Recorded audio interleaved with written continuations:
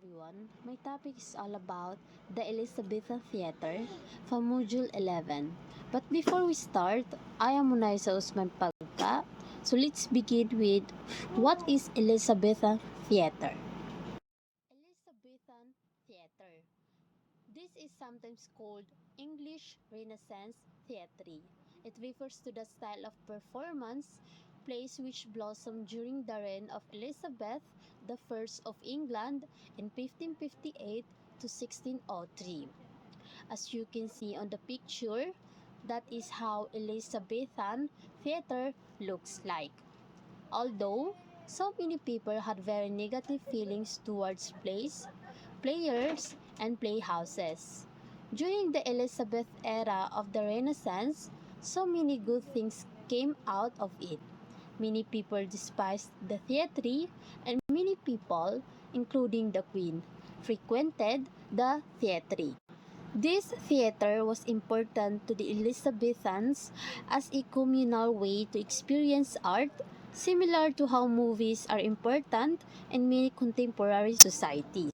The Elizabethan theatre was open and plays had to be performed in daylight. A flag will be flown from the top of the theatre to show a play was going to be performed. People sat around the stage in galleries. The cheapest place was in front of stage where ordinary people stood. They were known as groundlings. There was very little scenery. A character would tell the audience where the scene was set. Women's parts were played by boys. Long speeches gave actors a chance to change their clothes.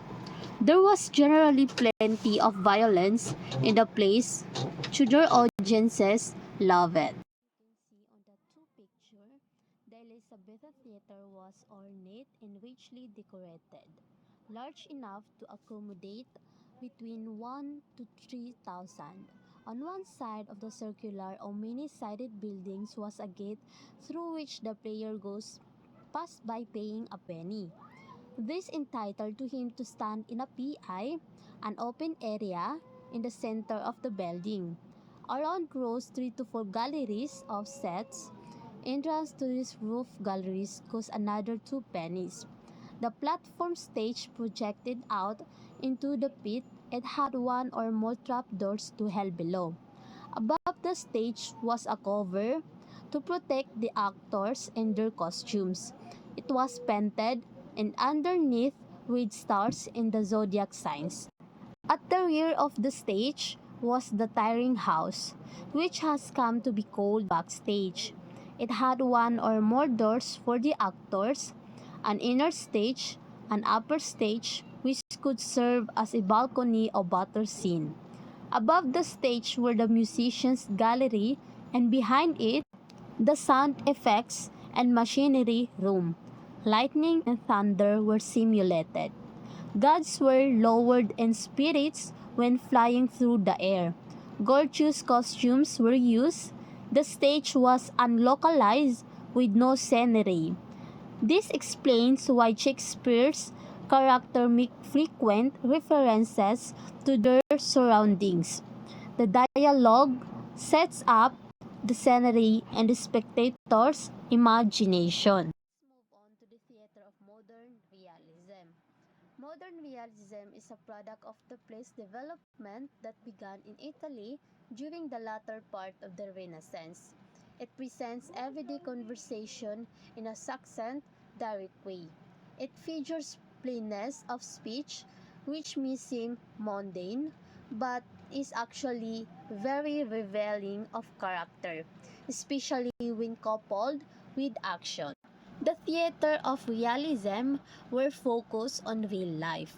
The theater of realism investigated and spoke about real people and everyday situations dealing with common problems. An emphasis on behavior and though decisions, believable dialogue, and common everyday settings. Realism in the theatre was general movement that began in 19th century theatre.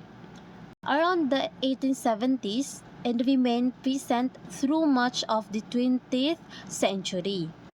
It developed a set of dramatic and theatrical conventions with the aim of bringing a greater fidelity of real life to text and performances. As you can see, there are two pictures. That is the example of how theater of modern realism looks like. Modern realism theater has its own characteristics, which is two covered auditorium, sets for the entire audience, a stage entirely recessed into the back wall, front part of the stage framed by a proscenium arc, perspective scenery in the back of the arc, or a real room with appropriate furnishing, five without the fourth wall, or the invisible wall between actors and spectators. The last one is the realistic acting. So let's move on to the panoramic playhouse. Panoramic playhouse is similar to concept to the medieval theater in that it affords unlimited changes and setting and free movement in time and place. It also allows multiple action. On the continent, the playhouse is consists of a long narrow stage in the public square. At the back of the various settings, the actor begins in the front of the pertinent setting and then moves forward to the common acting area in front. Advantages are disadvantages of each type of playhouse. As you can see those pictures, that is how panoramic playhouse looks like. The theater in the round is among the easiest to put up.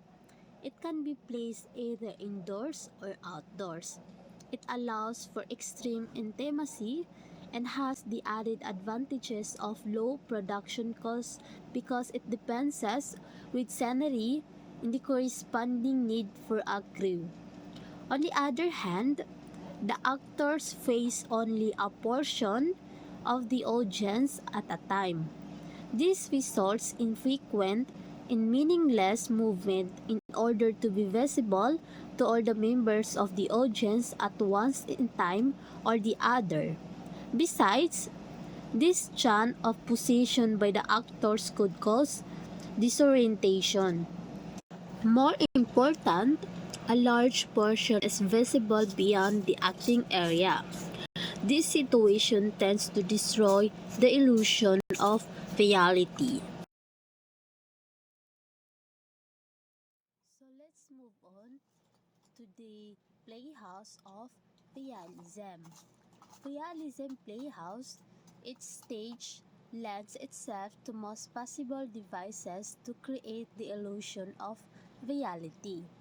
It has three solid walls can easily be converted to any type of interior or with some painted scenery.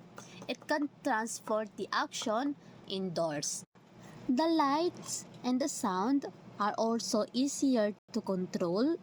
The backstage in the wings also make coordination and communication with the cast and crew easier and without intruding on the audience's awareness.